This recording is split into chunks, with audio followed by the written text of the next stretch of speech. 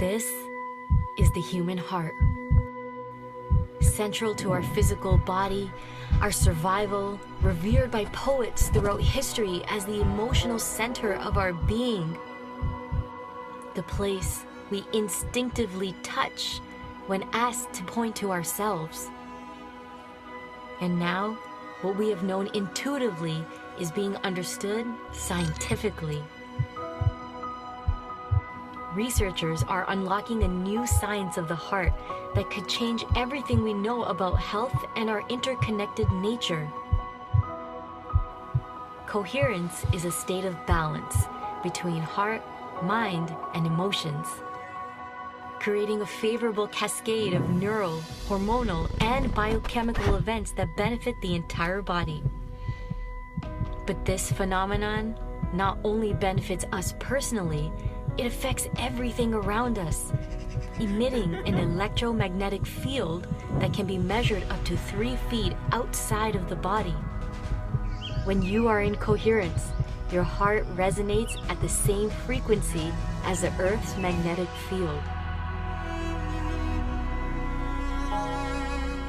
This frequency positively affects everything around you. When a group of people are in coherence together, this effect is magnified. Could communities synchronized in coherence lower violence, accelerate cooperation, and global harmony? This is the purpose of the Global Coherence Pulse. If we can measure the impact of thousands of people in coherence at the same time, it could lead to a breakthrough in understanding the full potential of the human heart. All you need to participate is your presence and your heart. To take it to the next level, join the research study by downloading the app and getting an HRV monitor to measure your personal coherence. The world needs it more than ever before. Each human heart is unique and magnificent by itself. But imagine what could be possible when we unify.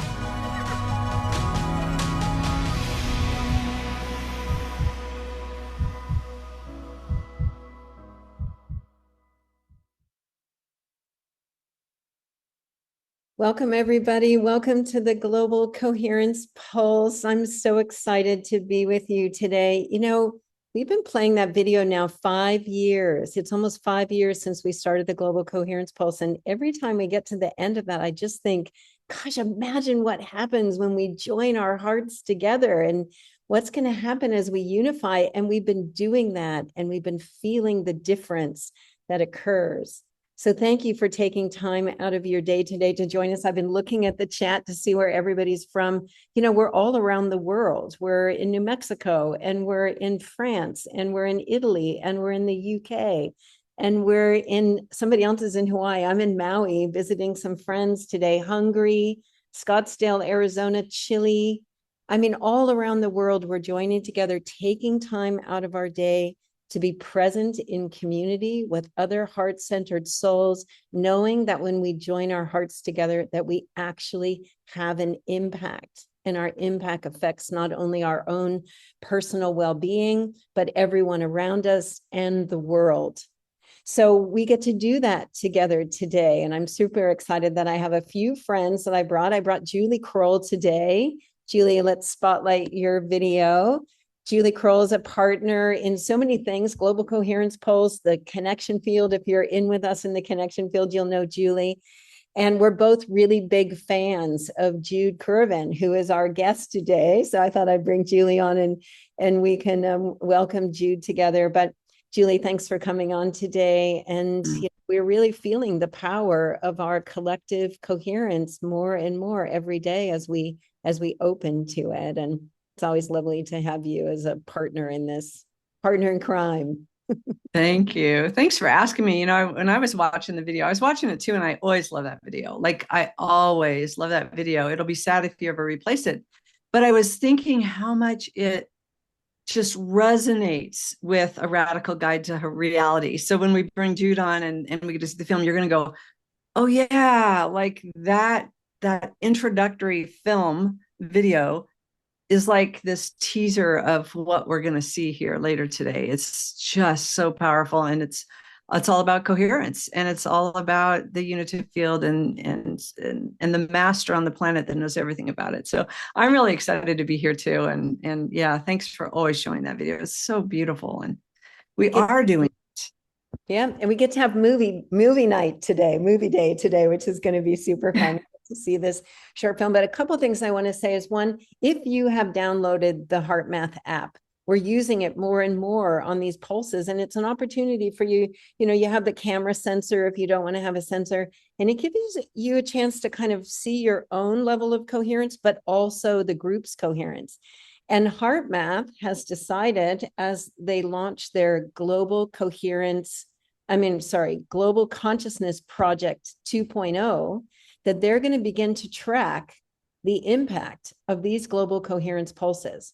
So we're really entering deeply into this citizen science initiative with them, and we'll see. And the reason they've chosen the pulse is they're learning that it doesn't matter the numbers. Like right now we have 201 people, 444 people signed up for this event today.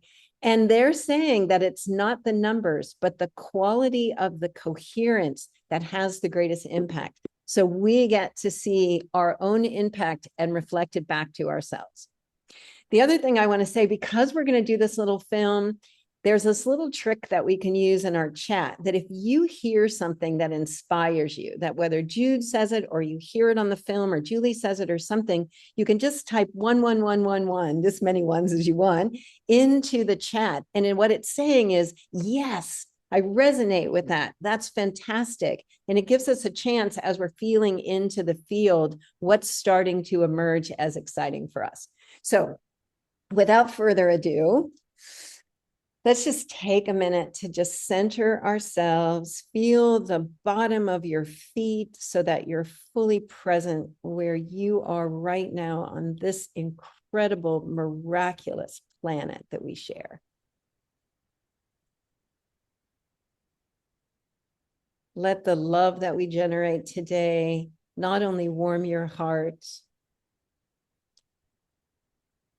but create a field of love that surrounds you and your family, your animals, your environment, and nourishes this precious, precious planet.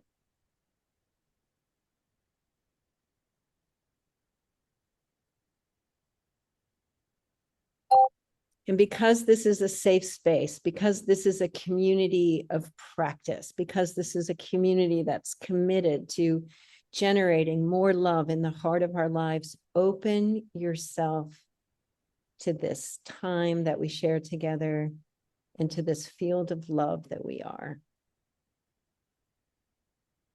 Let this 90 minutes that we are together nourish your soul.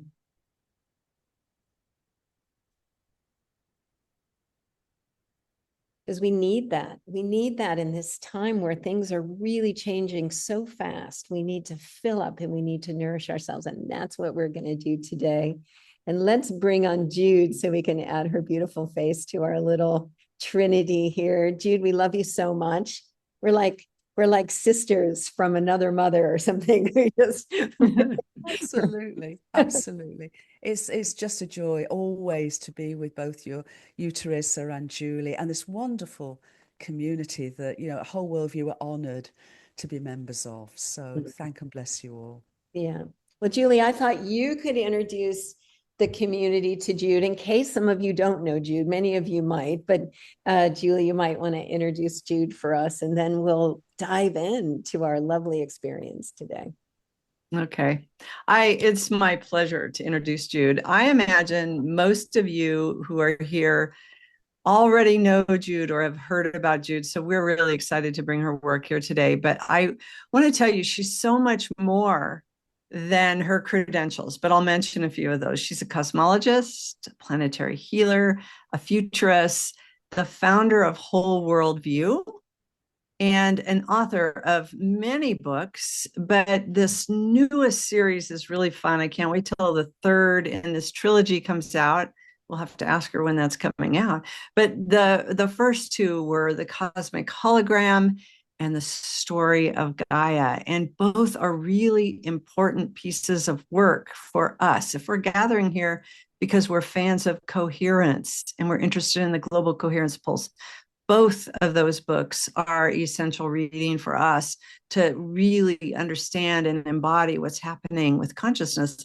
And so I just want to share also on a personal note, Jude is also this delightful, grounded, mystic, and just a fun being. But she says a few things that I think are really important. And I'm going to share one of my favorite quotes that she shares with you, because I think it helps to shift us to think about the world a little differently. And she knows exactly which quote this is, because I do this to her all the time. But Jude says, we don't have consciousness. We and the whole world are consciousness. And I think that's what you're going to see when we look at this radical guide to reality. I hope you all will click on that link when it becomes available and share it widely. It's really an amazing body of work. So we're so proud to have you here, Jude, and we're so thankful that you're our friend as well, and you're inside the connection field and going to come in and do more and more with us as the months go on here in 2025. So welcome. Thank you, Julie. Thank you, Teresa. And thank you, everyone.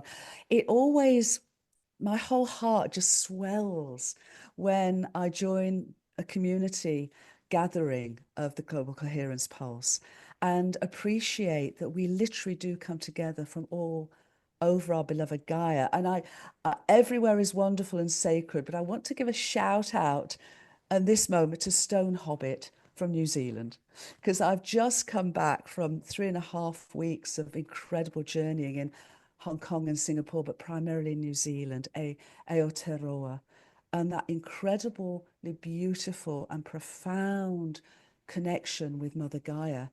And what I loved especially, or one of the things I love New Zealand, I go there quite a bit, is the last day that my husband and I were there, the New Zealand Parliament gave personhood to a mountain, Taganaki, and the surroundings. And, you know, I think that is a step down for the mountain. I think we should be incredibly honored that a mountain was willing to sort of say, yes, okay, I will take this. But there is something within the consciousness of Aotearoa that I think resonates deeply with what we're sharing. There is a profound coherence and a remembering of our inseparability from each other, our beloved planetary mother Gaia, and the whole world.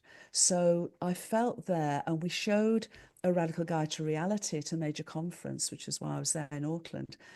And it was so beautiful because folks of 60 years old and 70-year-olds were crying, because they've been on this journey of knowing that we are inseparable, knowing, as Julie said, that mind and consciousness aren't something we have, they're what we in the whole world are all their lives. And they felt that it's been a lonely journey in many ways, because it's been very difficult to talk to other folks. So they can now, and the film, I hope, helps them in doing that. So if I might, I'd like to share before we show the film. Jude, can you, I'm getting, a few people have said that your voice is a little soft for them. So okay, is this better? Yep. Let's see. Good. And Kaylin, okay, suggest that she change anything in her settings before we start, so she doesn't have to be so conscious of talking loud. Anything? Kaylin? Let me turn up your mic a little bit in Zoom. Yeah, I'll aim to do that. Bear with me a second, because it's usually okay. So let's see where we are. Much better already. Thanks, guys. So anytime like that, let us know, because we're happy to take a moment to make it so that you can relax and hear everybody saying it's better. I love you guys for doing that. I do too, and I hope that is better. Yep. Much better. Good, excellent. Well, perhaps before we show the film, to share a little about the journey that it's had until here. And the inspiration for the film began 16 years ago. And I got a clairaudient message that I would one day make a film, and one day I'd write books. And neither of those had really happened till that point, or just about to start writing books or books writing me. And I got the message that the film would be called A Radical Guide to Reality. And in English, the sense of radical was root and branch, foundational, guide to the nature of reality itself. And this has been, as I suspect quite a few of you know, the journey of my life. But it was only around that time that there was sufficient evidence, as Teresa said, with HeartMath. HeartMath's research was going forward, but there was still so much to come at that point in terms of what was unfolding and revealing about the unitive nature of reality. And the evidence for it was growing, but it was nothing like as compelling as it is now. So I am so glad, even through the frustrations of when this film got made, of it taking all this time to this point, because I also am a great truster in the perfection of timing. And I realized that the timing of the film, it's only been available a few months, is able to be an introduction and opening a threshold, an invitation to further the conversation, because it's the evidence for coherence, it's the evidence for the synchronicities, it's the evidence for the power of love. And another project I'm involved with, and with the connection field and with Global Coherence Pulse and with HeartMath, is something called the science of unitive love, or soul, really bringing the unitive science of the whole universe into its embodiment to nurture us, support us, inspire us, empower us to be love in action. So the film is free to watch, to view, to share, to use in whatever way anyone would like to on YouTube, and we'll give the link later. It's already available now in 18 languages, from Arabic to Ukrainian. And I want to really thank everyone involved, because it was a labour of love. But the translators, as I did, we all worked for love. None of us took a penny for what we did. All of the money we got for the film is in the production values. It's what you see on the screen and here. But all of the translators, each of them was either a teacher or a journalist, but all of them were natural speakers of the languages and the understanding of what a radical guide to reality is about, that they could then serve by offering the best translations possible. And for example, the Ukrainian translation is by a teacher in Kyiv. Again, no money for this, just love to serve her students, because she appreciated just how important this message of unity and diversity, and ultimately unity in belonging, is for all of us. So on the YouTube, we say the film is for young people and truth seekers of every age and all ages. And so it is. And it brings this unity of understanding and the evidence base. But it is a convergence of leading edge science, of universal wisdom teachings, of indigenous wisdom, all together, because we're all now understanding the same foundational nature of reality.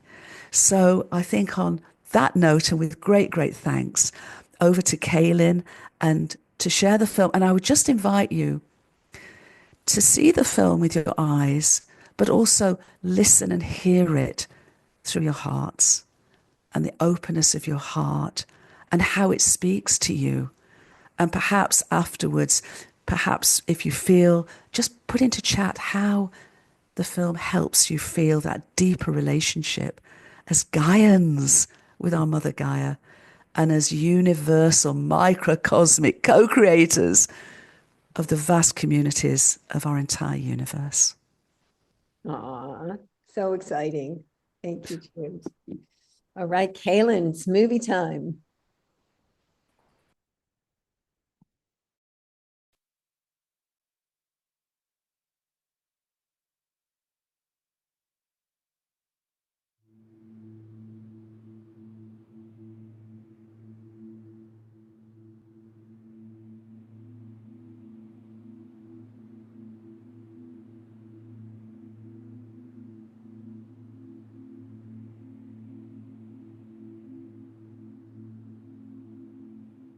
Everything breathes. People breathe. Plants breathe. Planets breathe. Our whole universe breathes.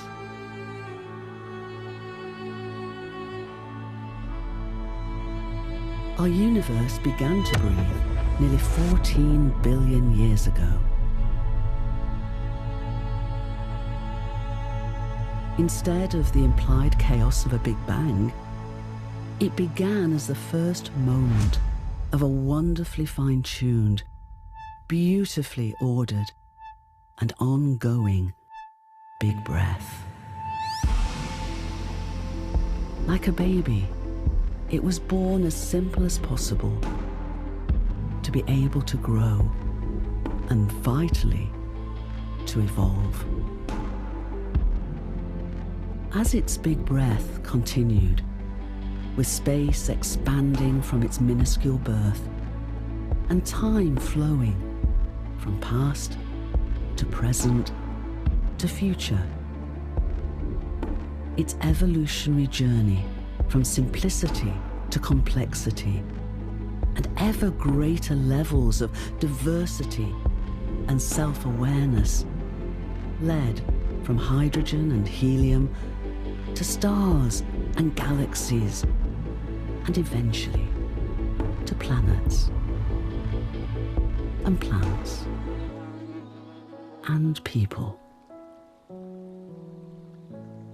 The hydrogen in the water of our bodies and in the waters of our planetary home Gaia is only a few minutes younger than our universe.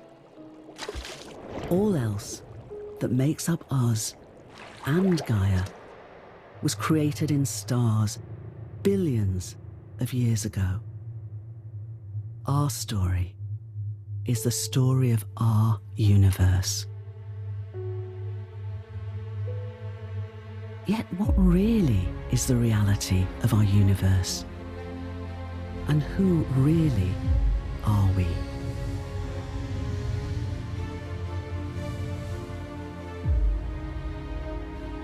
Instead of a story of separation, scientific breakthroughs are now discovering and converging with indigenous and other wisdom teachings to reveal that our entire universe exists and evolves as a wholly unified entity, with everything interrelated and interdependent with everything else.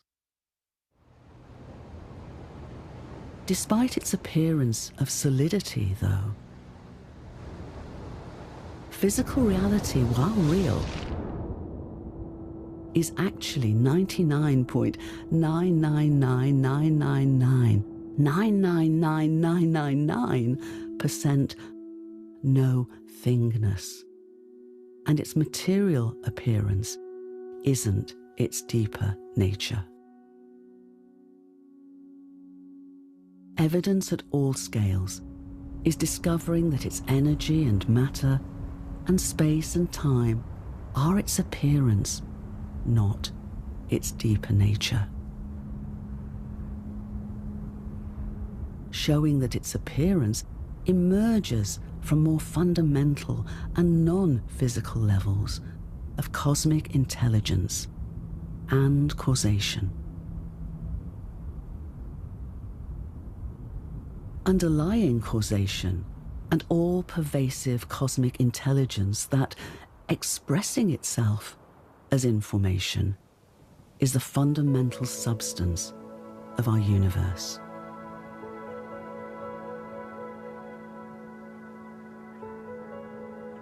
Information, though, that isn't expressed as random data, but vitally as meaningful information that literally informs all we call reality.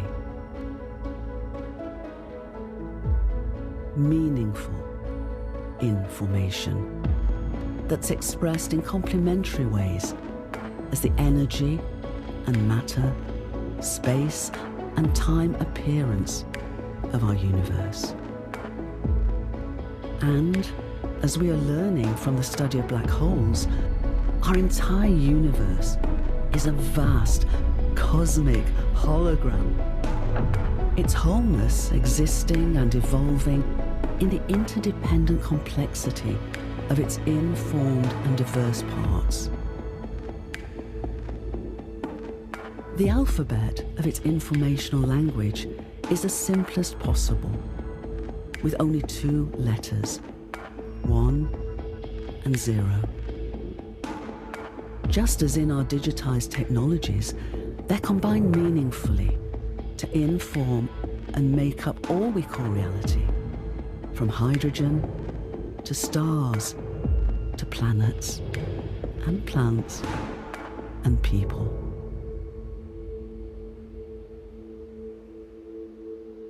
Like our digitized technologies and holograms, universal digitized information is pixelated.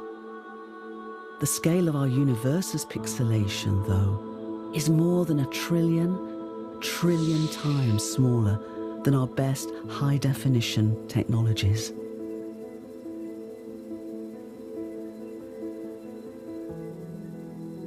As small as to the size of an atom is to our entire universe. Named after Max Planck, one of the greatest pioneers of quantum theory, from the minute pixelated Planck scale, the holographic appearance of our universe arises. The relational and dynamic informational patterns and processes of its wholeness are being discovered at all scales of existence, from atoms to planets to vast clusters of galaxies, to all of space and time.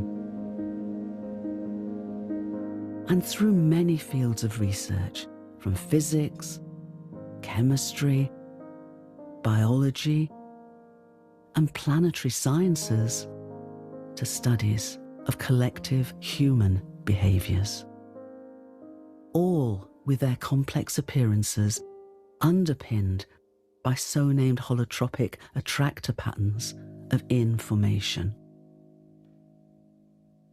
Instead of a great object, our universe is being revealed as a great informational and finite thought in the infinite and eternal mind of the cosmos.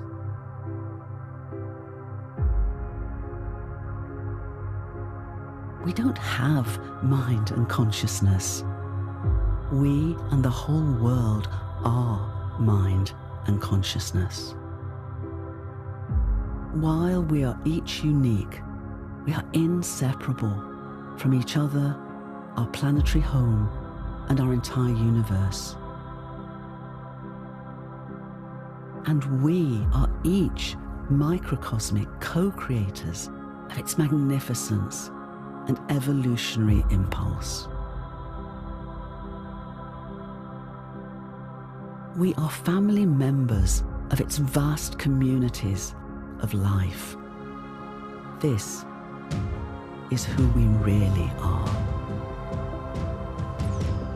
Our unified, conscious, and essentially living universe not only meaningfully exists, but purposefully evolves.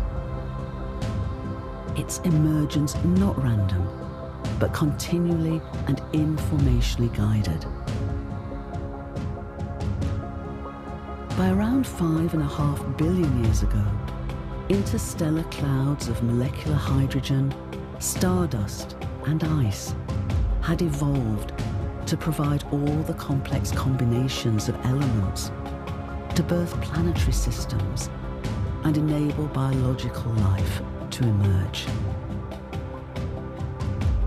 The shockwaves from the explosion of a nearby star then caused such a cloud to gravitationally collapse, not in chaos, but into a protoplanetary disk, whose harmonically resonant orbits of its emerging planets surrounding a central protostar would further evolve to form our sun and solar system. Vitally for us, Gaia's place in our planetary family is perfect. In the habitable zone, not too hot and not too cold, but just right. And as a water planet, to become a home for the evolution of biological organisms. Gaia's sentience is, however, embodied not only in her biological organisms, but also throughout her planetary rocks and minerals, waters and atmosphere that form an interdependent Gaiosphere that has nurtured the continuing emergence of complexity for over 4 billion years.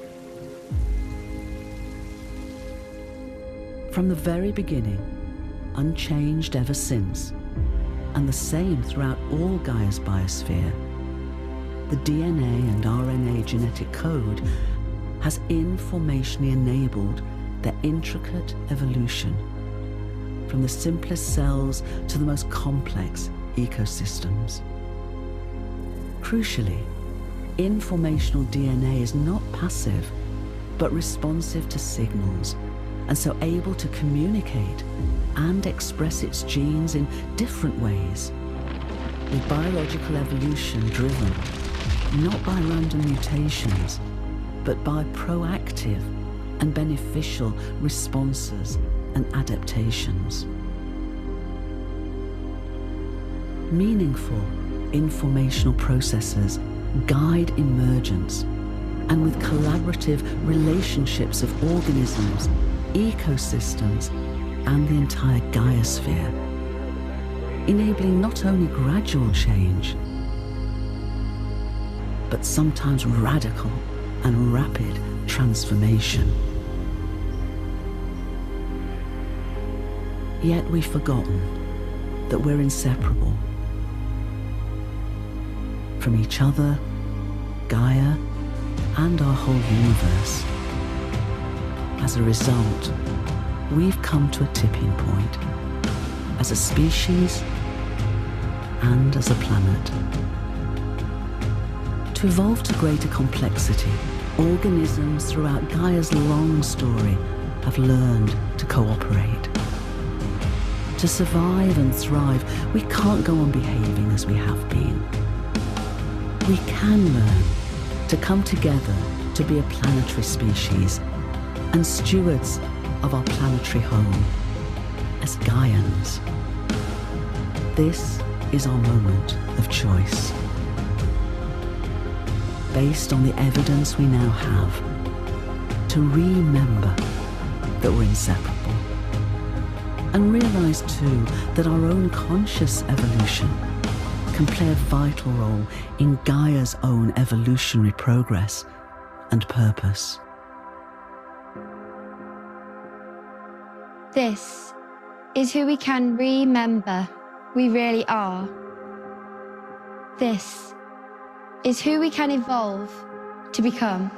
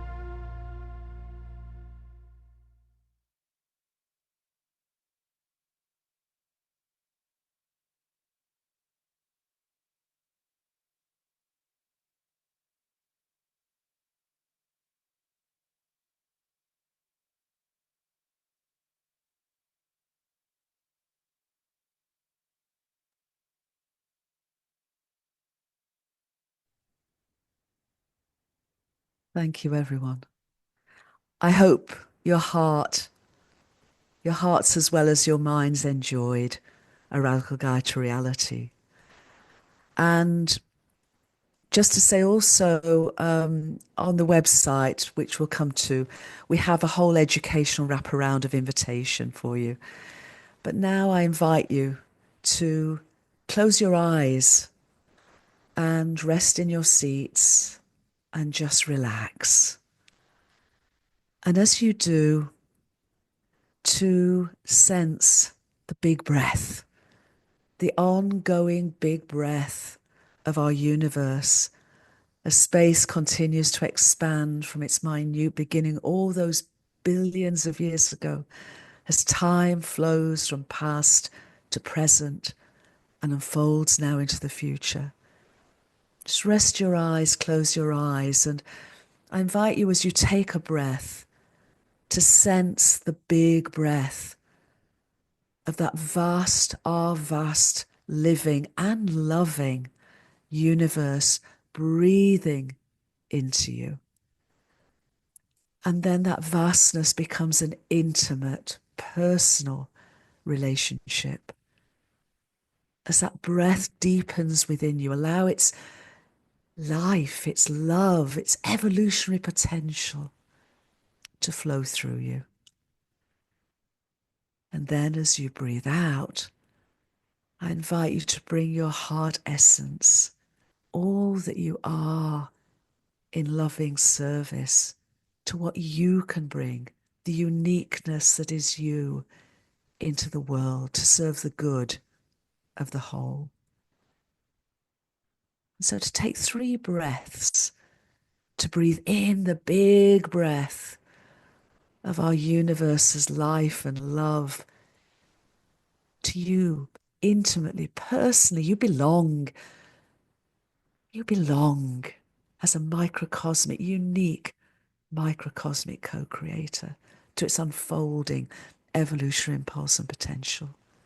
And then as you breathe out, breathe your love, breathe your life, breathe your service into the world. So 3 deep breaths, and know that you can return to this breathing every moment that you choose to.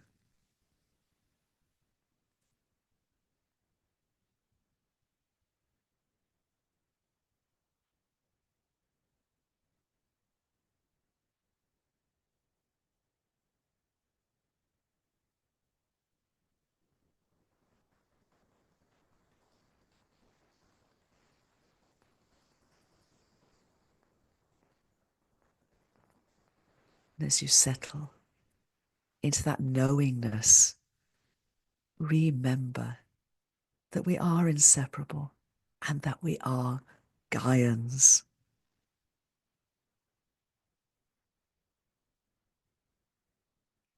And now invite you, when you're ready, to open your eyes and perhaps see the world through new eyes. And then to come together so that we can share and explore how the film, I hope, has helped you to feel that deeper connection with all that you are and all that is. And just to reiterate at the end, we'll show some links to the Whole World View website, where we've got a sort of glossary of terms and invited experiences and some focus group takes away and some perhaps questions to invite you to view as circles of families and friends and communities. I'll say one thing. When I opened my eyes, Jude, it's such a beautiful film. It's like my 3rd time seeing it. And, you know, it is the story of ourselves right here, right now, that we are this beautiful little facet of this whole incredible thing we call life, and that we have something unique to offer, and that really our greatest gift is just us relaxing into our uniqueness so that we can be the part of this new emergent whole that we can. That's our greatest gift. But as I open my eyes and I've been scrolling through and seeing everybody's faces, all the beautiful smiles, I just love all the Guians that gather together for the Global Coherence Pulse and the connection field. And I'm so grateful for all of you that we keep coming together and we keep supporting each other as the world starts to break down and as the old systems begin to fall away,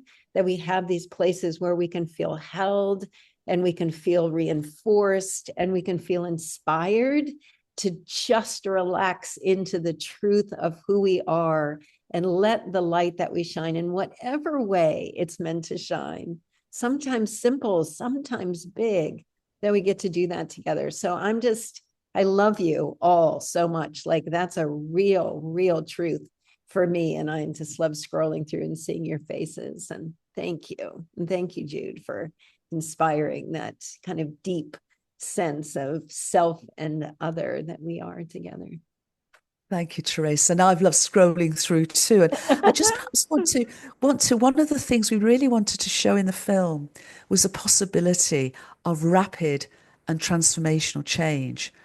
And of course, that is summed so beautifully in the concept of metamorphosis. So a lot of my work at the moment is reframing or inviting the reframing of our meta crisis, as it's sometimes called, into metamorphosis. Mm-hmm. Into and as a cosmologist, but also as an evolutionary biologist, the story of Gaia, that Julie referred to, which is my most recent book, which is the story of our universe and us from that evolutionary potential and unfolding, talks about the sort of almost like the three lanes of evolutionary progress. One is very slow, when everything is sort of straightforward and not changing very much. And why would Gaia go to the trouble of all that change when she doesn't have to? The second one is because of the cycles that Gaia's orbit, her axis, the eccentricity, the wobble, all the rest of it brings forward these longer term changes, but they open up this wonderful abundance of environments that nurture evolutionary progress. But the big stuff is where there is what's sometimes called a breakdown, and it's literally a breakthrough. And from that breakdown, just as a caterpillar, coming to the end of its part of the life cycle and breaking down its into its nutrient soup, as it were, so the emergent butterfly's imaginal cells begin to form. I feel that everyone in this community is an imaginal cell of the emergent butterfly for humanity, and that the Global Coherence Pulse community is an imaginal organelle. Just as the butterfly brings together imaginal cells to form the wings and the antenna, but also, and crucially, new eyes. A butterfly sees with completely different eyes from a caterpillar. It sees more complexity, it sees more nuance of color, it sees more depth of being. And that, I feel, is what we're undergoing and undertaking now. And I'm so delighted and grateful for the Global Coherence community and the connection field community, because you literally are the imaginal cells and the imaginal organelle and organelles of the emergent butterfly of humanity. That we are. Yes. Claiming it. Yay. Yay. Well, I've asked Kaylin to make it so you guys can unmute your lines, because we wanted to have a dialogue. You watch a little film and it touches you deeply, and there's things to share. And one, as a filmmaker, Jude, she poured her love, and all of the people poured their love in, and hearing some reflections of how it makes us feel when we watch it, what it does is such a nice gift. And this is an opportunity for us to share. And Vered, I'm going to call on you just because you've just like this beautiful smile. I mean, I can't move my thing away from just how heartfelt you are right now. And I would love if you would open your line and just share how you're feeling right now. Yeah. Thank you, Teresa. And thank you, Jude. Yeah, I just,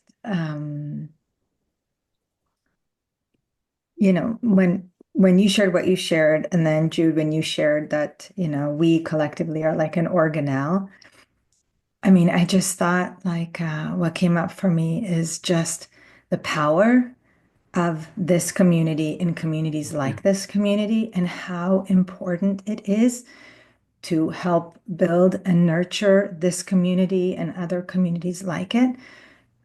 Because I imagine that when we have all of these organelles, the smaller and the bigger ones, that radiate all this love, that's going to help that radical transformation. And I just feel a tremendous amount of gratitude for everyone that put this together and continues to put these things together. Thank you. Thank you, Vered. Thank you, Vered. And as you say, it comes back to each and every one of us. And the beauty of the journey of our universe is it's some of the smallest aspects of it that have the largest influence. And we just don't know. That's the beauty of evolution. And why evolution, I'm talking about the evolution of our entire universe and our planetary home. Little causes can have massive influences and effects. We just don't know. But the point is, because we're inseparable, where we come together consciously, as Teresa has said, we co-create something that is greater than the sum of our parts. And when we come together coherently, we have exponentially more radiance in the field of consciousness that is our universe. I often say it's the difference between a light bulb. A light bulb has 100 watt of power to light a room, and because all its wavelengths are different, it forms white light. But a laser, a coherent light of a laser, has the single coherent wavelength and phase that instead of lighting a room can cut through steel. A laser has communicated with a satellite millions of miles away from Gaia. That is our power when we come together with heart coherence. So I applaud all of you for doing this. And Vered, thank you so much for your insights. Yeah. Gail, you've raised your hand. Anybody else that wants to speak can raise their hand. I can see there's a few that your heart's overflowing. So you want to just go ahead and unmute, Gail? I did. Perfect. Good evening, good afternoon. Thank you.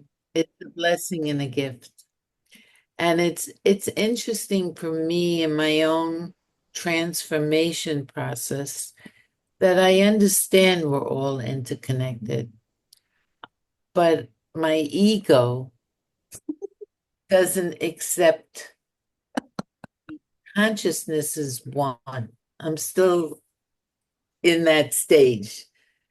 So it evoked mixed emotions, but it was definitely heart opening. And I thank you and bless everyone involved. Thank you, Gail. I love what you just said, and it's really important to realize that unity is not uniformity. Unity is radical diversity. And that's the beauty of the whole evolutionary impulse and flow of our universal story, because each of us is unique. And yet, when we come together, we form this incredible community of our own sort of community and many others, but as a community of Gaia and as a solar family and beyond and beyond. This what's called holochies of communities building up from the tiniest to the whole of our universe. So, just to appreciate that you and all of us are unique, and we all have our unique role to play. I hope and I pray and I send out my love that the world transforms, because an awful lot of inner healing for myself and for all of us. Yeah, sure. To go out and heal those that really have no idea of how traumatized their lives have been. Sure. And what is interesting in evolutionary processes, it doesn't need everyone to wake up. This is the key. I mean, certainly when literal transformational change happens, it often happens at the periphery. It doesn't happen at the central sort of structures. It happens at the edge. It happens at the leading edges. And it's not even an arithmetic majority, as we were saying, coherence is exponentially greater.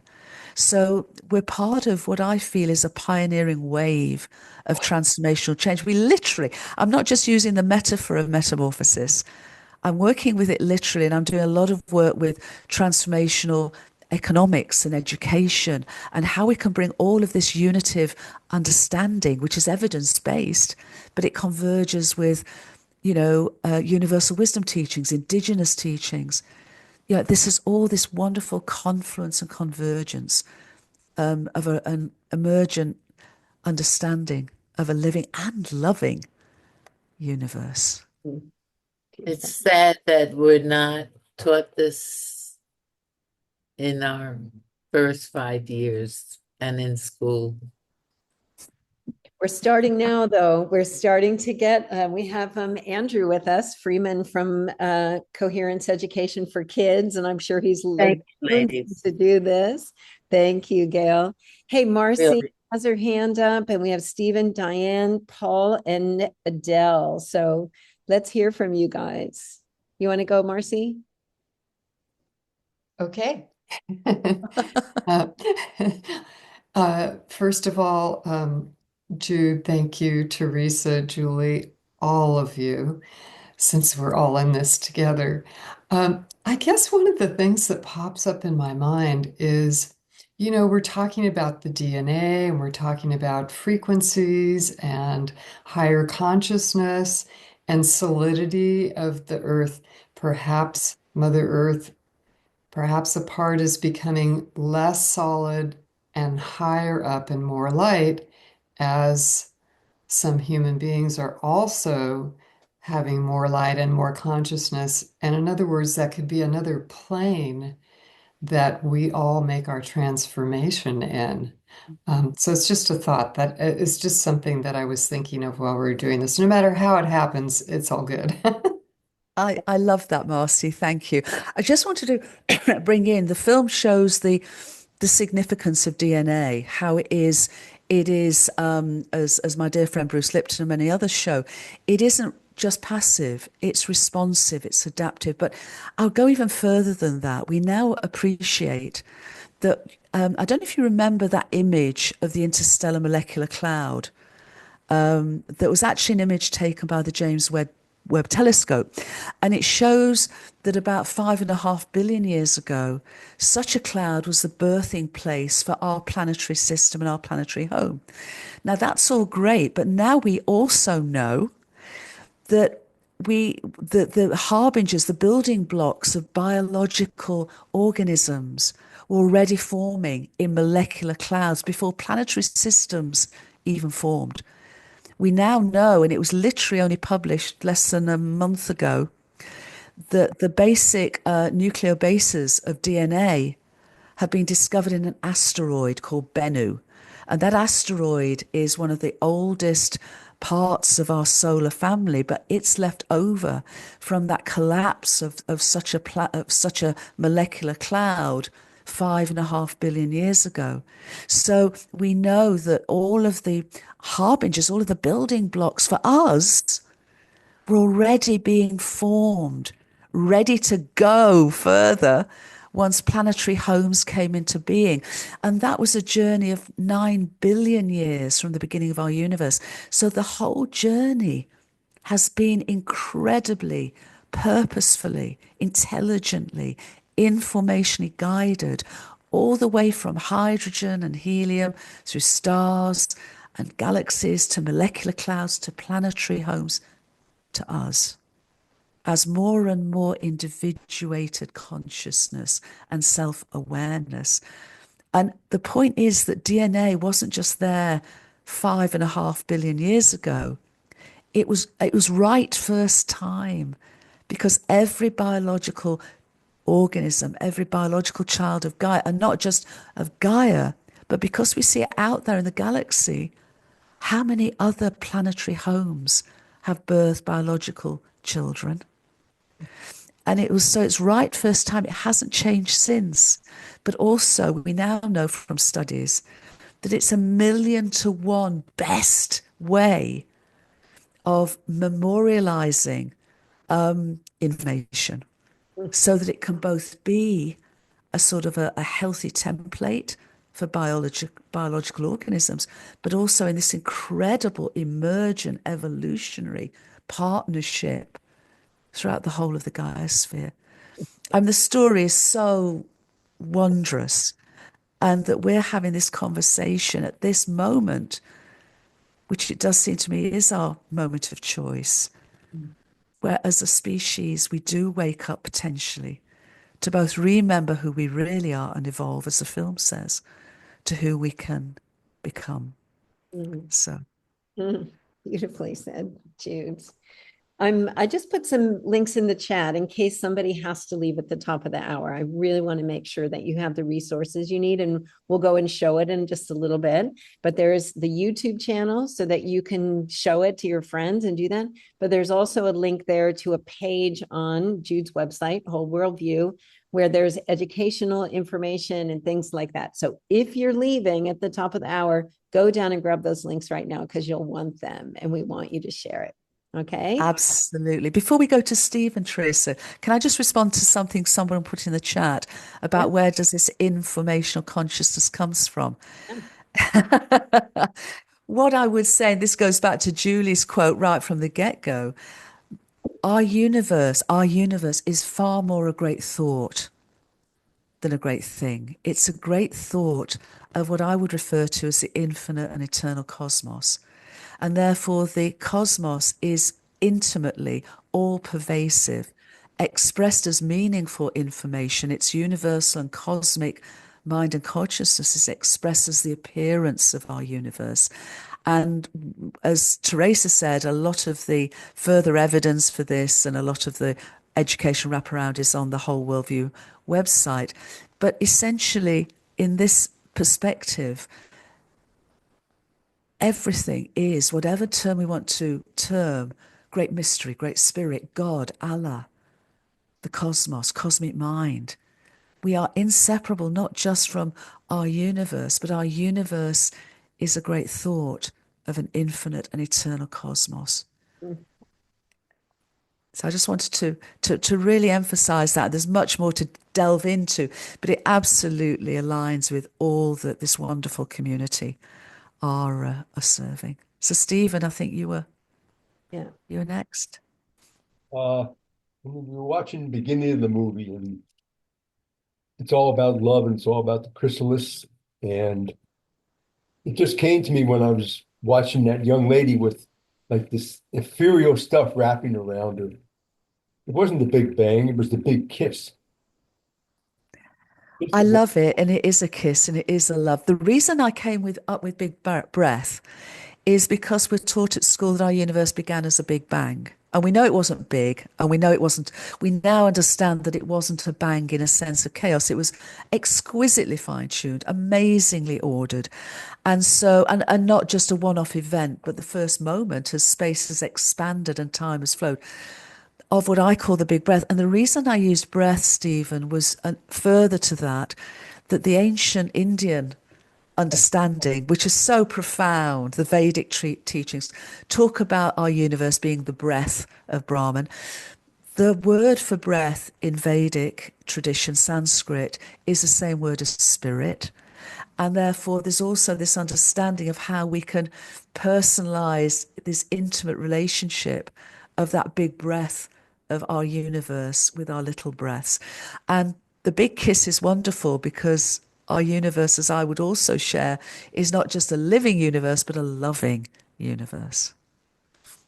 Yeah, and it just, I don't know, just amazed by it. Then I'm thinking, not 6.5 billion years old, it's 6.5 billion years young, because it just keeps going on and rebirthing and spreading out and coming in. And it's amazing. It is amazing. It's wonderful. Thank you. Where fans can write thank you cards to first responders. They take home a commemorative California Rise collectible poster from acclaimed LA artist Jonas. I think somebody perhaps, to mute themselves. Diana, I think Teresa, is Diana next? Yeah, okay. Thank you. First of all, thank you. That was beautiful, and I really need it. I'm in the US and it's not good here. So really refreshing to be reconnected to a belief in a world that I've not been connected to for a little bit here. So thank you very much for that. Just in, listening to you, and again, I'm familiar with Bruce Lipton's work and some of the other people you've mentioned, but curious on why you include mind and consciousness. I often hear it just referred to as consciousness, meaning that is everything. So I was just curious on that small detail, perhaps, but I'm sure there's a good reason. So I just wanted to get that clarification as somebody who likes to study the Thank mind and you. neuroscience and biochemistry and metaphysics and quantum. So I just love to hear that from you. Thank you, Diana. And I'm being very sort of nerdy on this, but a good friend of mine, Max Velmans, has written some seminal writings on the nature of mind and consciousness. He differentiates mind, and when you actually look at the universal wisdom teachings and the ground of all being, it's often described in terms of cosmic mind before a thought emerges. And so it's almost like the ocean that doesn't have the waves. It's just the ocean without any ripples. And so he defines that as mind, whether it be cosmic mind or universal mind. And then consciousness is a level of self-awareness. And I think that's quite an important and helpful difference. Because we, as you say, we often talk about consciousness, and of course we are self-aware beings of consciousness, yet at the most fundamental level, the ground of all being is that unrippled surface of the infinite and eternal ocean, as it's sometimes spoken of in ancient traditions. So that's why I tend to speak in that way. But again, I'm not a sort of purist in the sense that, I'm a broad church of this, because if you ever ask people, what's the nature of consciousness, I mean, you'll get a lot of responses, and that's all great. But that's why I differentiate it. Okay, thank you. Because I think, to me, I could see it being as interconnected. Of course it is. It's inseparable. Whichever way you choose, or because you've also got the heart and the gut. And so again, so often the mind thinks of the human mind brain. So absolutely. Get your clarification on that. And I understand it. So thank you. Thank you. Hey, Paul, you can go next. Oops, I was scrolling down through the chat looking for those links. I'll put them in again. I've been working on trying to get over a childhood conclusion that I'm not enough. And I think I'm going to try on an affirmation that I'm an imaginal self. Yay. Thank you. I love that. I love that. And you are. You are. And in that you are perfect. Mm-hmm. You are embodying as an imaginal cell in this great evolutionary impulse flowing through us. So thank you. Paul, that was the one thing that changed my life back in about 30 years ago when that butterfly story came, and I really could see that we were in this transformational process. And the moment that I decided to put my attention on the imaginal soul, imaginal cell that I was becoming, and not the soup I was swimming in, it changed everything. And you start to then attract, and you start to change the frequency of your awareness because you're focused on the thing that's emerging, and you start to connect with other imaginal souls, and all of a sudden synchronicities, and your life begins to change with that one turn. And like Diane, you said, like the world is crazy out there. I tell you, when you turn your attention into what you're becoming and not worry so much about the breakdown and what's happening out there, it changes everything, and you become a powerful force for what's emerging, and you don't need to worry about the rest. Yeah. I love that, Therese. I wholeheartedly agree. All right. Thank you. Del, I knew you were going to raise your hand. I could see you in the thing. So sweet. I could really feel how moved you were. And then I just love that you raised your hands. Yeah. Oh, you got to unmute. Thank you for noticing. So Jude, oh my goodness, I am a longtime seeker and studier of all kinds of different things, ranging from neuroscience to anthropology to consciousness to spiritual matters and business. And I am kind of almost embarrassed. I didn't know who you were until today. I didn't know of your work. And so I'm so grateful I came to the call today. And the question I have for you is very personal. Um, as someone who spent years in academia as a student and has been such a seeker, one of the things I've been aware of is how much I can stay in my head, so to speak. And I've been cultivating a practice of, I guess, really channeling my higher self through my heart, and very drawn to work of the heart, and really just quite honestly, more recently, really being able to experience myself in the world kind of more through my belly and my heart. And so my question for you is, as you are such like a aggregator of wisdom and awareness and knowledge, I found myself, as I was kind of distracting and trying to stay focused in the film because I love it, I felt kind of numb in certain places and trying to keep myself focused. And I sat with, like, sometimes with all this gorgeous knowledge which I love, I feel like it's bringing me more in my head and my mind more so than my heart and my body. And given you are such a learned person and so much about information and awareness, how do you manage that? I love that, Adele, and I wholeheartedly appreciate and thank you for sharing that. I guess for me, my journey began consciously when I was 4 years old, and I had what's sometimes called a supernormal experience. A discarnate light came in my room, I heard a voice in my head, and that started a lifelong journey. So for me, my experience of reality has been what the film talks of. And so my experience of reality was also profoundly nurtured by my mum when I was very small and her love.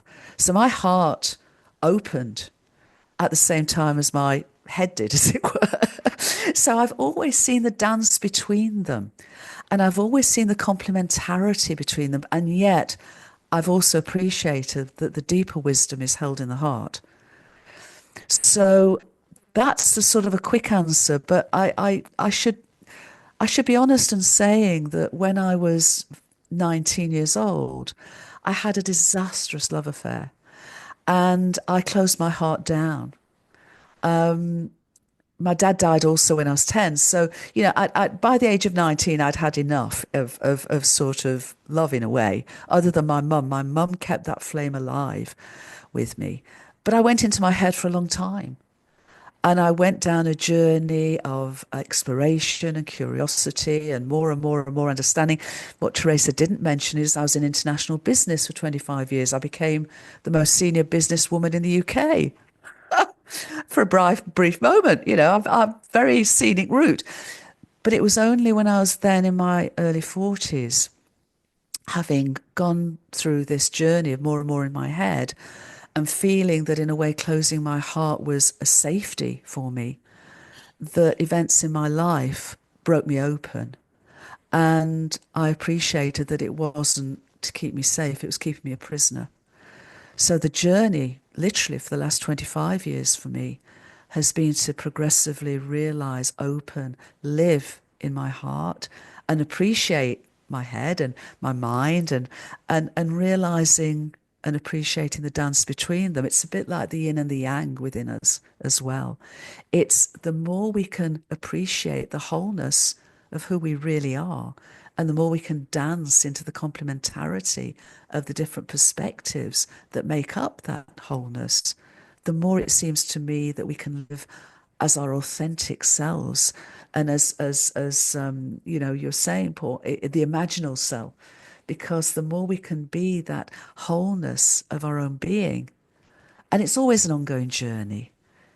The more we can be an authentic imaginal cell to serve this metamorphosis that we're all part of.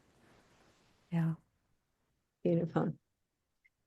Adele, I'll offer one thing. The moment that I find myself in my head when I'm thinking, because I really want to feel and I really want to be in the presence of what's emerging, is that I feel the bottom of my feet. The second I feel the bottom of my feet, I'm not in my head anymore. And then the journey is then to my belly, where now I'm tuning into how I feel, and to my heart so that I can tune into how I'm feeling, and then to my throat so that if I'm speaking from really this grounded place. And then my head is in service to me, and it's no longer chattering. It's actually just present. And it takes just a minute, but it's super helpful. It's really saved me. I love that. I know Elizabeth Sartoris, who's a dear friend of ours who passed recently, and there's so many stories, but she talks about bringing cosmic mind into our toes. Helps every time. All right, Mel, you're next. I love that we're taking some time on this pulse to actually hang out and have this dialogue. It's so important. Yeah. Thank you, Adele. Thank you. Thank you. Actually, there are two of us here. Mel and Rose. Mel and Rose. Hi, two of you there. Mel and Rose. And that's kind of what we do. We spend our life trying to create beloved communities, intentional, holistic, beloved communities. Beautiful. And really appreciating the reality of what you were talking about from the science perspective and evolution and those understandings. And if I was closing my eyes, I could really comfortably follow through and listen until we got to Earth. And then the issue was that when I saw us evolving into a space in which early people did not look like you or me in some ways, and that's the way a lot of the story of humanity is articulated. And so it became monocultural, even though the articulation this was a universal. So the pictures that were used and the experiences that were used did not give me personally that sense of that. And that's what, it's like Jesus, we're also ministers, and we've done a lot of work in the thing and say that we talk about Christianity and the picture of Jesus doesn't look like Jesus if Jesus existed, or supposing it's a child of God. And yet it's a distortion of reality that's been normalized in a way that distorts our reality to see each other authentically and to let our hearts actually be able to speak to each other, our souls to connect. And Rose and I just happened to be sitting here together, and all of a sudden she said, well, I was just saying it looks so white. We are part of a multicultural family and a multicultural community. Our granddaughter is a wonderful mix of almost all the peoples on the earth with African, Chinese, British heritage. And I just felt like she wasn't part of the picture, and she really is. I wholeheartedly understand that, both of you. Couple of thoughts on that. First of all, we had a very small budget for this film. So we had to find folks where we could find them, which is why at the end of it, we have as many that end image is multicultural. When we also had the image that said we've forgotten who we are, it was a different culture. And the young people we had was as multicultural as we could. The languages we've got the film in now, we've got 18 languages. There are 3 more on the way, including Bengali, Tamil, and Hindi. And it's an introduction. It's a calling card. It's only 14 minutes. What we're planning on and hoping for is that we can expand its message into an 8 or more episode series on a major streaming platform. And what that would do is 2 things. First of all, be able to have the budget to make it, global in that regard. And also to go beyond the, if you like, what if, to the what then. When we understand that this is our inseparable nature, what then? So the story of how this can serve transformational change in the world. So we can bring as many voices and as many perspectives into that journey as possible. So that's already, starting its journey. We'd be glad to help you in thinking about that. Reality, though, is reality critical analysis is the first source, and you're the first source. And so I just, it doesn't change. I really, truly appreciate what you're doing, and I will use it. And yes, I really appreciate. So that's not the issue. But what we do is we work with really changing systems and helping people. Absolutely, really have and that has to be all voices. Eyes so that they can create. And that's what I'm trying to say. It's encouraged some others. I work with peace networks. I work with folks all around in terms of being able to see the reality of reality. Yes. And that's all I'm trying to say. So I look forward to that, what you're doing, and it's in the right direction. Thank you. Thank you. And I didn't mention it, but I've journeyed to more than 80 countries around the world, and I've worked with many, many, many different cultures. And my whole work is, how do we find ways of appreciating, not just unity and diversity, beyond that unity in inclusion, and beyond that unity in belonging. I mean, one of the most beautiful responses we've had from the young people on the focus groups is, having experienced the film, they've come from that with a sense that, yes, they have meaning, yes, they have purpose, and yes, they belong. So much of my work is, how can we share this in the widest sense that every child on earth knows that they belong. Share the same thought. Thank you. Thank you so much. Thank you. Rose and Mel, appreciate you guys. Lonnie. Aloha, Teresa. Aloha, Jude. Aloha, Yanni. I want to say thank you so much, Teresa, for creating this beautiful platform and bringing together family, especially during these times of transition and change. And I also want to so acknowledge you, Dr. Jude, for your body of work.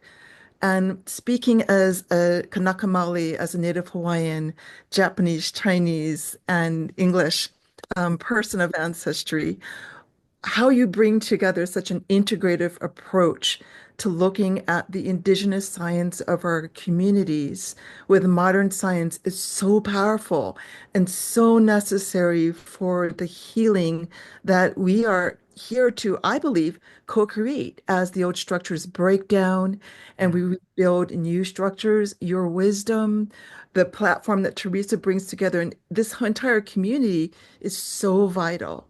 Is so vital. And I just want to also acknowledge that, I'm 65.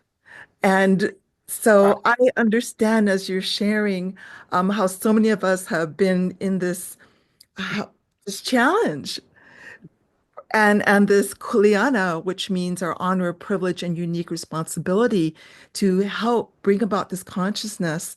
And it's what you have done and what you continue to do is bring so much healing, particularly to Indigenous peoples who have felt compelled to defend our cosmology and our Native beliefs and our sciences. So thank you from my heart to yours. And you have so many people who are behind you and admiring you and grateful for your work. Mahalo. Mahalo, mahalo, Iane, mahalo. Thank you. And, the wisdom of the kahunas, the wisdom of the Shinto priests that I've worked with over the years, the wisdom of the great Confucian traditions, the wisdom, Newton once said, we stand on the shoulders of giants. We do. We truly do. We Thank do. and bless you. Thank you so much. Mahalo. Mahalo. Hey, before we go to Pete and Marianne and Michelle, those of you that have your hand up, it's so nice to really spend time with the community. So I want to make sure that we have time to hear from everybody. But let's just have Kaylin pull up those websites in case somebody really has to go right at the bottom of the hour. I want to make sure that we all see that and know that when I send the recording later today, I will send all of the links in the email with the recording. And also when I put it on YouTube, I always put the links on the YouTube video so that you can always find them, and on the Global Coherence Pulse and the Connection Field. It's all posted in all those places. all the links are always there. So you can count on them no matter where you go. Okay, so Kaylin, maybe we can just do those couple of links. Jude, you can share with us so that we can see the resources that are there. We know how to use them. And then we'll come back and we'll hear from the rest of you. Okay, sound good? Great. Thanks, Teresa. Thanks, Kaylin. Yeah. We love Kaylin. He's behind the scenes magician. Everything works so that we don't have to do it. So YouTube, the YouTube channel, it's there. We'll make sure that you have that. And please share it with your friends, send it along, or maybe even create a little circle. I mean, I knew it was really good for me to share with my family, who they get that I believe all this stuff, but sometimes they need a little inspiration, and it was an easy one to share. So Jude, and it has, it's starting, the views are starting to go up. Thanks, Teresa. And just notice, everyone, you may be very familiar. If you notice below the image, the icons, there's an icon that looks like a bit of an envelope next to the settings icon. There's a red line under it. That says that the subtitles and captioning for the film are switched on. So if you click on that and the red line comes on, if you then go to the settings, which is next to it, that sort of wheel, and click on that, what that opens is subtitles. And English is default, but if you look through this, you've got everything from Arabic, Bulgarian, to Japanese, to Mandarin, to Portuguese, to Spanish, all the way down to Ukrainian. There are 18 currently, and we've got more on the way. And these are all, as I mentioned earlier, subtitles that were created by translators who are native speakers of those languages. The other thing, if you go back to settings and onto subtitles and click on subtitles, what you'll have is an options coming up the top. And one of those options is to increase the font size. So I tend to see it at 100%. It defaults at 50%, which I think is a bit small, but you can actually go and alter the font size to make it more readable, as well as obviously the voiceover. So that's the YouTube, and it's free to watch, it's free to share, it's free to use. And underneath it is also some links that go to the wholeworldview.org. As you can see, wholeworldview.org added resources, which are also free, such as a glossary of terms, invited questions for viewing circles and parties, some focus group takeaways, and some invited experiences. And we're also going to be adding very soon a blog, an educational blog, by one of our Whole Worldview core team, Chuck Peters, with an email link, so that for conversation, exploration, any involvement, a co-weaving of any educational opportunities, and appreciating the films, not just for young people, but for folks of all ages. Thanks, Jude. If we go to the next link, we'll go right to the website that's linked there. So you can see the videos there, so you can actually go and watch it there. And then all of the resources are down below. Do you want to share about that, Jude? Yeah, so if you go down there, you can watch the film. That links to YouTube. But then you've got the glossary of terms. And the glossary of terms, you can read more, but there's also a free PDF to download if that's helpful for you. Suggested questions again, invitations to experience again, PDFs, and there are also some links to the young people and the focus groups that we continue to add to. So it's a work in progress, and the blog will come shortly, and that will be there too. And elsewhere on at wholeworld-view.org, you've got the homepage, you've got news, you've got Unity of Reality, the Unity of Narrative. You've also got our partners, which of course is Connection Field and Global Coherence Pulse are our partners. And there's loads and loads and loads of links to various podcasts and presentations across a wide range. Everything from education, economics and peace to integral to healing, to all sorts of stuff. So it's an invitation to explore. And we'll keep Teresa and Julie and you guys in the loop as hopefully we move on to creating a full online streaming series that takes this forward. in a much, much, much bigger way. Thank you for all of your generosity, Jude, with everything that you put forward for everyone. It's so rich and beautiful. Thank you, Let's Teresa. go to the next link, the connection field. So if you love this community and you want to play, oh, we didn't get Kalen in there, so he's not there. But if you go inside, you can sign up for free, or you can join the Imaginal Souls Chrysalis with Julie Kroll as your guide. It's a place where we're joining as community and we're practicing coherence. So if you want to be inside a space like this all the time, where there are events happening every day, where there's beautiful posts and information, the connection field is our little playground that we're doing together. And Julie, I don't know if you want to add something. I know you have something coming up with Jude in the connection fields.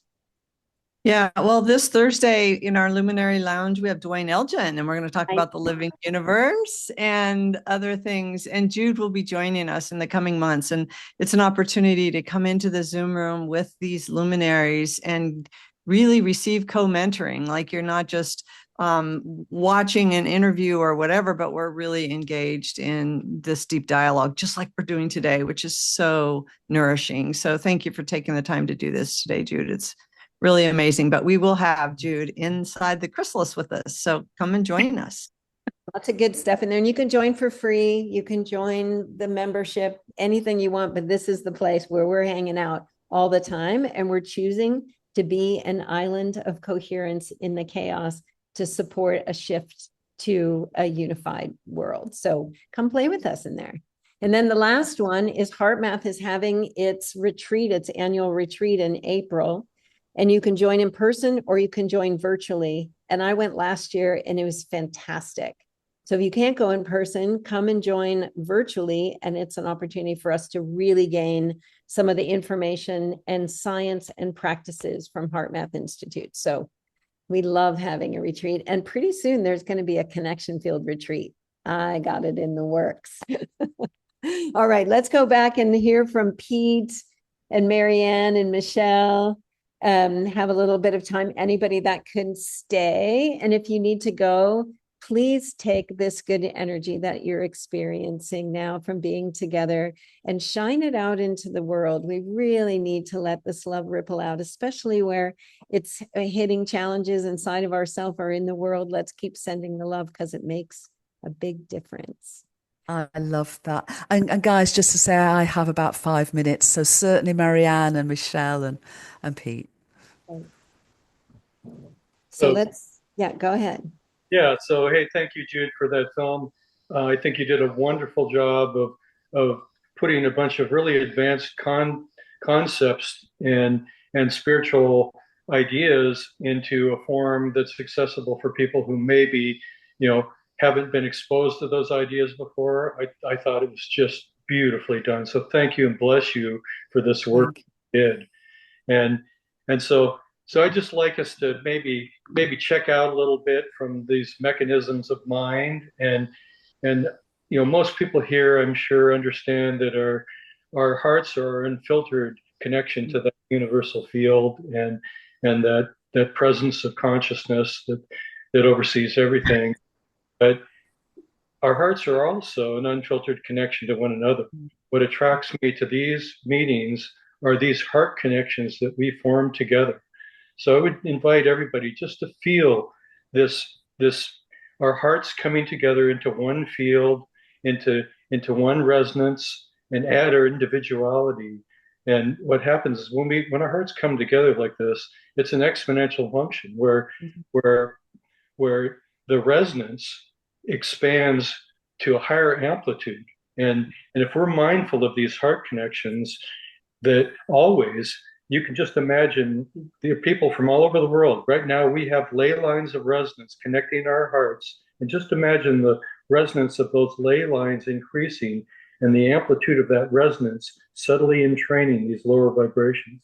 I believe that this is what is going to transform the planet. What we're doing is we're conditioning the field for the awakening of humanity through these heart connections that we form. The more people that come together in this, we're really close to the tipping point where people are going to realize, oh my God, we can have love and connection, building a better world together, rather than all this hate and division. This is going to be the transforming thing. I think humanity will go, what were we thinking? And we can have this love and connection. So if everybody can just feel this right now and feel the resonance that we are impacting on the planet, feel this love healing the planet, feel this love healing the plants, the animals, everything that is involved is being bathed in this resonance from our connected hearts. So I need to just bless everybody on this call and thank you so much for everybody showing up. That's all it is. Thank and bless you, Pete. Thank and bless you. And yes, wholeheartedly, yes. All right, Mary Ann and Michelle, and then we'll say goodbye. You want to go ahead and unmute? Yep. Oops. I think you just muted, Mary Ann. I might have done it by accident. There you go. Unmuted now? Yeah. Yep. Well, I want to thank you for continuing this. I was introduced to Global Coherence in Tulum in 2019, and it's been wonderful to watch the progression over the years. I am an artist, and I'm in the process of preparing for a new exhibit at our local arts center with the theme of influencers. And so I pulled out my sketchbook that I do my planning in, and came upon, coincidentally, a painting that I did that came from a dream. Mm-hmm. And I don't know if you can see how well you can see it. Yeah. Can you see it okay? Yeah, it's wonderful. It's beautiful. The dream that I'll read you what I wrote next to it about the dream. It was the planets emerging from space to represent healing of Earth, evolving forward in time from darkness into light of peace and love. And that, pulling this out at the same time that I'm sitting here watching your movie, just synchronicity again. So Marianne, wonderful. Thanks, that's wonderful. I know Teresa is, I'm sure most of us are, such fans of synchronicities. What amazing way showers they are. Thank you for sharing that. Yeah. And Michelle, I know you got to go, Jude. You have just another minute. Sure. Okay, great. Thank you. Thank you. Michelle, hi. I was grabbing your book that you had signed for me when we met at the UN. So I was only a day or two ago, but clearly so many years ago. So lovely, lovely being with you here. I just want to and I'm aware of the time. So I wrote something. I'm going to quickly read it and ask you a question, if that's okay. Of course. So over the years, I've accepted more and more of me, my heart, my thoughts, my sensations, accepting all, rejecting none. And over the years, I've sought to get better, to evolve. I'm like from, into a butterfly. And now I believe there is no past, there is no future.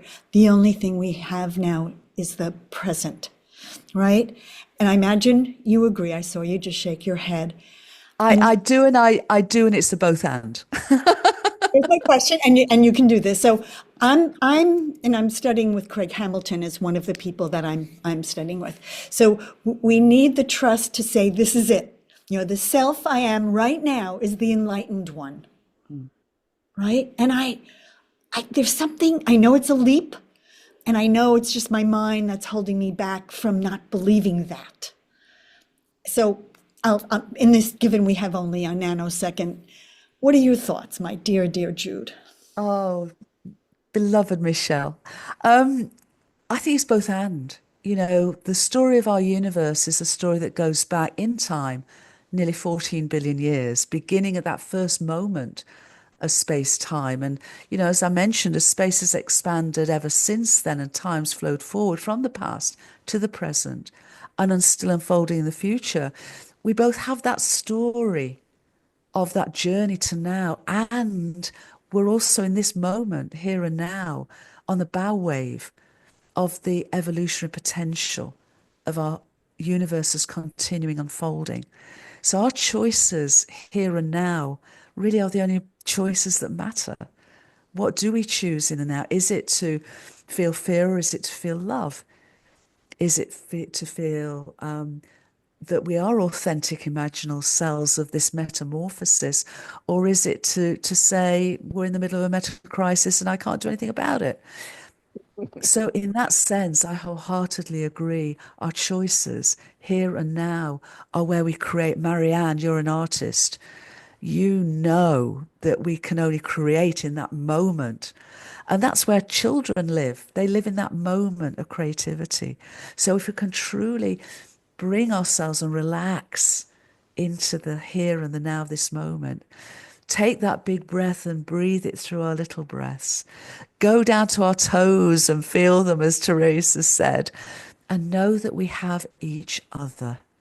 Know that we have each other. We are all together on this great journey of discovery and metamorphosis. And that's what I would like us to complete our gathering today, knowing that we are always together, and that love is the fundamental force, driver, glue, everything that is our universe. Thank you, Jude, for being with us. Thank you, everyone, for being with us. And let's take this love out into the world. Julie, thank you. Blessings, everyone. Have a lovely Blessings, everyone. Thank you, and blessings. Blessings, everyone. Namaste. blessings. Namaste. Bye-bye. Love. Blessings. Thank you so much. Bye, everyone. So lovely. Hasta luego. Bye-bye. Bye, Blessings. Thank you. Gratitude. Come play with us. Keep connecting. All right. Bye, everybody. Bye, Aloha. everyone.